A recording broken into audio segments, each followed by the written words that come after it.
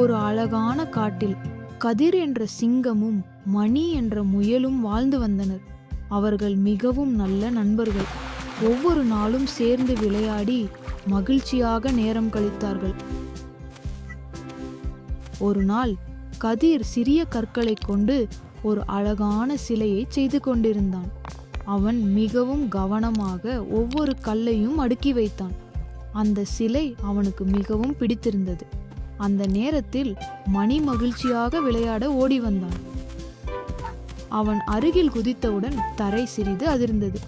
கற்களால் செய்த அந்த சிலை குலுங்கி முழுவதும் கீழே விழுந்தது. கதிர் அதை பார்த்து அதிர்ச்சியடைந்தான்.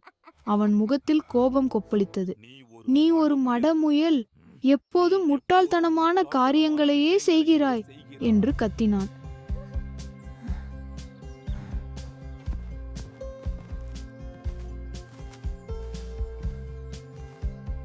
அடுத்த நாள் கதிர் மணியை வழக்கமான இடத்தில் காணவில்லை.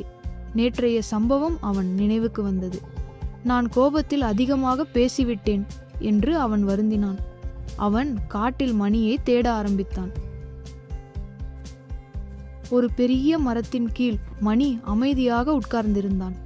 மணி மெதுவாக தலை நிமிர்ந்து பார்த்தான். அவன் கண்கள் கலங்கியிருந்தன.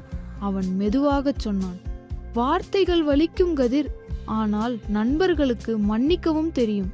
கதிர் அமைதியாக நின்றான். அவன் தனது தவறை உணர்ந்தான். அந்த நாள் முதல் கதிர் பேசும் வார்த்தைகளில் அதிக கவனம் எடுத்துக்கொண்டான்.